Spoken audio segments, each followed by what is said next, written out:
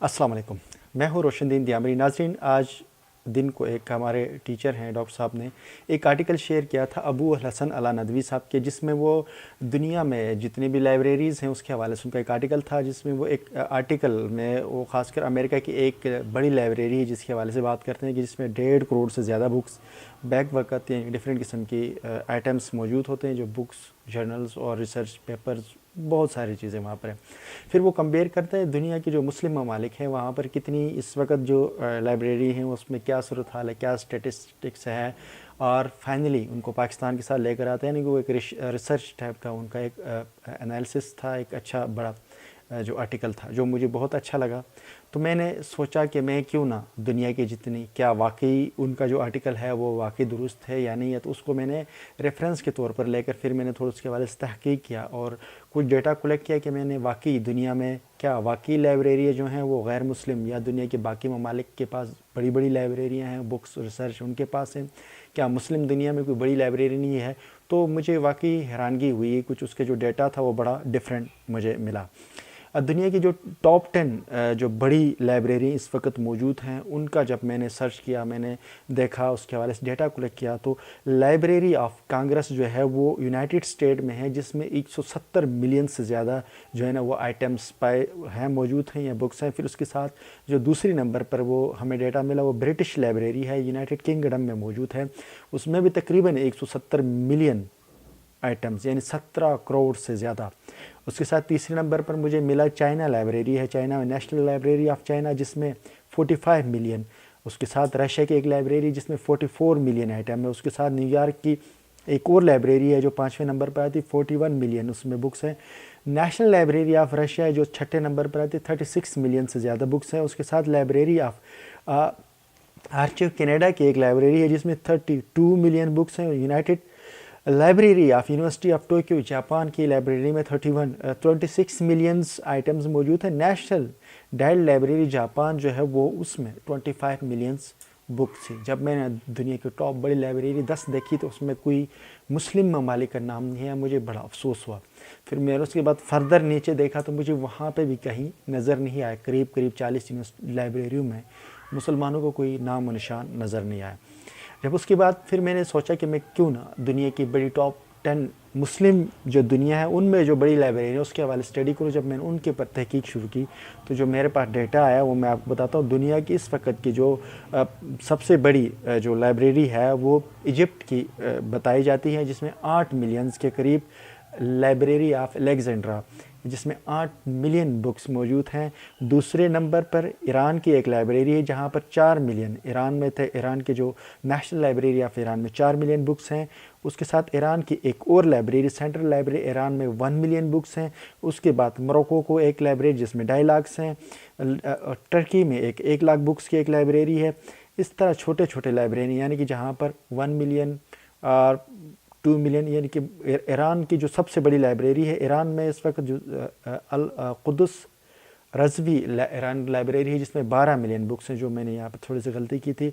दूसरे नंबर पर भी ईरान है, तीसरे नंबर पर भी ईरान है, चौथे नंबर पर भी तकरीबन फिर अरब में कुछ एक लाइब्रेरी है जहाँ पर 2 मिलियन बुक्स हैं। मैंने जब मुस्लिम दुनिया में भी देखा तो पाकिस्तान का कहीं नामो निशान नहीं आया। फिर मैंने सोचा थोड़ा सा मैं पाकिस्तान की लाइब्रेरी की हवाले से देख लूँ कि यहाँ पर भी वाकई कोई बुक्स आइटम्स मौजूद हैं। तो मैंने थोड़ी सी मज़ीद उसके ऊपर माइनर लेवल पर आ गया तो मुझे कुछ ऐसे ही 1-2 लाइब्रेरी के हवाले से पता, लाइक पाकिस्तान की जो सबसे बड़ी लाइब्रेरी है नेशनल लाइब्रेरी ऑफ पाकिस्तान जो इस्लामाबाद में मौजूद है, जिसमें 3 लाख किताबें हैं। बाकी अलहमरा लाइब्रेरी है, ब्रिटिश कौंसिल लाइब्रेरी कराची है, national library of Pakistan Islamabad, Liaquat memorial library और Punjab public library Lahore, Quaid-e-Azam library Lahore, sir Syed Ahmad university engineering technology, ये वो लाइब्रेरियाँ हैं जहाँ पर 1 लाख, 1.5 लाख, 1.25 लाख किताबें मौजूद हैं।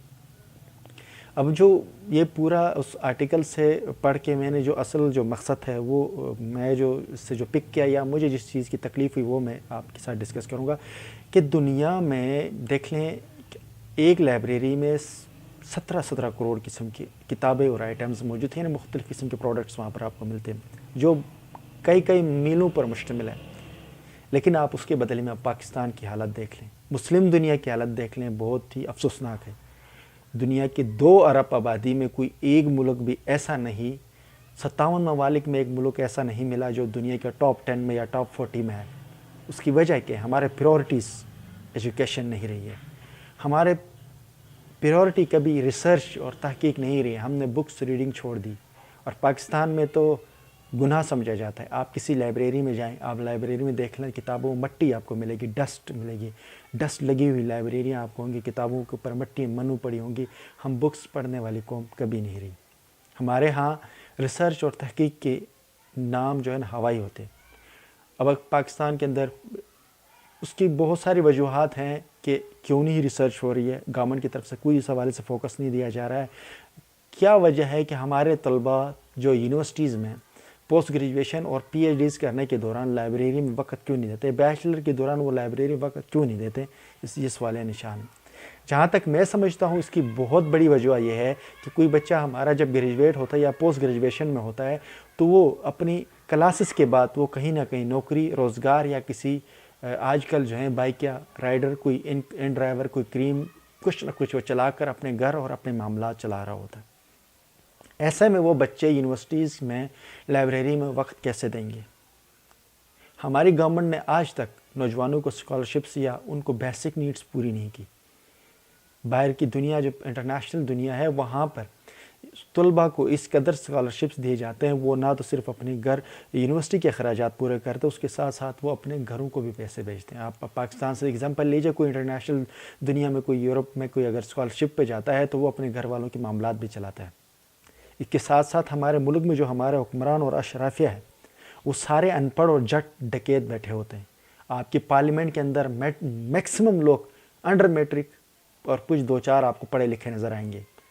آپ کی بیوروکریسی کے اندر دیکھ لیں، بی اے پاس سارے بیٹھے ہوتے ہیں، کوئی بھی پی ایچ ڈی اسکالرز آپ کو نظر نہیں آئیں گے جو ریسرچرز ہوں گے۔ آپ کی سول ملٹری کے اندر تو سارے ایف اے پاس بیٹھے ہوتے ہیں جن کو تو کخ نہیں پتہ ہوتا ہے کہ وہ تعلیم کی اہمیت کو ان کو کیا جانیں گے۔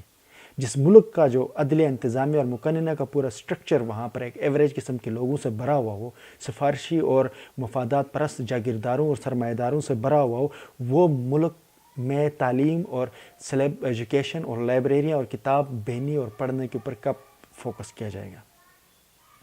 ایک دور تھا ہمارا جس میں ریسرچ تحقیق کے اوپر ہمارے نام تھے، پوری دنیا میں مسلمانوں کا جو عروج کا دور ہے، قرطبہ اور اندلس کی تاریخ میں لائبریریاں اور کتابوں کی آج بھی ایگزامپل دی جاتی ہے، جہاں کے ریسرچز اور تحریک، آپ جتنی بھی سائنس کے اندر جتنے بھی بڑے سائنسٹسٹ ہیں ان کی ذرا نام آپ دیکھ لیں تو وہ آپ کو مسلم نظر آئیں گے، لیکن گزشتہ کوئی 500 سالوں سے آپ کو دنیا میں کوئی بھی بڑا نام نظر نہیں آتا۔ اس کی سب سے بڑی وجہ یہ ہے کہ ہم نے اپنا اصل کام جو ہے وہ چھوڑ کر ہم دوسرے کام لگے۔ ہم نے جنگ و جدل کے اندر اپنے آپ کو ایندھن کے طور پر استعمال کیا۔ ہم نے دوسری دنیا میں لوگوں کے قتل و غارت کے لیے مجاہدین پیدا کیے۔ ہم نے مجاہدین کے نام کے اوپر نوجوانوں کے ذہن کا برین واش کیا، ان کو ہم نے یوٹیلائز کیا اور مروانے کے لیے، لوگوں کو قتل و غارت کرنے کے لیے۔ ان سے ہم نے مختلف قسم کے دوسرے لوگوں کے لیے جنگیں لڑی۔ اس کا نتیجہ کیا ملا؟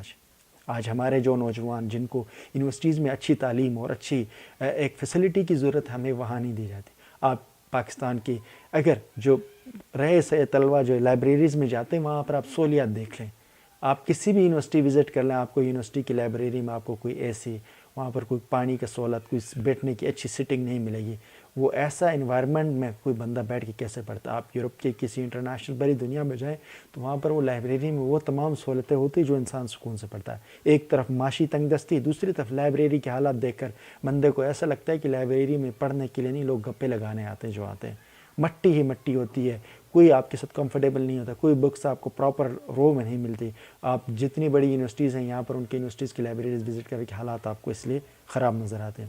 کیوں کہ ہمارے ملک میں ہمارے حکمران، ہمارے اشرافیہ، ہمارے جو طبقہ جو حکمرانی کریں، ان کو کبھی اس حوالے سے ان کا کبھی انڈر کنسنٹریشن نہیں رہا، ان کو کبھی اس کے حوالے سے ضرورت ہی نہیں پڑی ہے کہ وہ اس ملک میں ترقی کرے۔ جب آپ ملک کے نوجوان باشعور ہوں گے تو وہ اس سسٹم میں اندر جو گلیچز ہیں، اس سسٹم جو ناقص نظام ہے جس نے ملک میں 80% طبقے کو غربت کی لکیر سے نیچے دھکیلا ہوا ہے، اس ظالمانہ جاگیردارانہ نظام کو، اس فیوڈلزم اور فیوڈلسٹ سسٹم کو وہ توڑ کر ایک عادلانہ نظام کے لیے وہ جدوجہد کرے گا۔ اس لیے وہ کہتے ہیں کہ آپ بکس نہیں پڑھو، آپ ریسرچ نہیں کرو، آپ کو لائبریری نہیں دی جائیں گے، آپ کو بے روزگار کر کے تنگ دستی کا ماحول پیدا کیا جائے، آپ کو لائنوں میں لگایا جائے گا، آپ یونیورسٹی میں جانے کے بعد آپ لائنوں میں کھڑے ہو کر اپنے گھر کے لیے آٹا چینی اور یا لوگوں کو آپ ان ڈرائیور کے تھرو آپ لوگوں کو رائڈیں لے کر آپ اپنے گھر کے خرچے چلاؤ گے، جب تک ہمارے نوجوان باشعور نوجوان جن کے پاس وقت بھی ہے ٹائم بھی ہے وہ اپنے آپ کو باشعور نہیں کرے گا، وہ اس ظالمانہ نظام کے خلاف جدوجہد نہیں کرے گا، تب تک ہمارے ملک میں تبدیلی نہیں آ سکتی ہے۔ نیکسٹ ولاگ تک کے لیے مجھے اجازت دیجیے، اللہ حافظ۔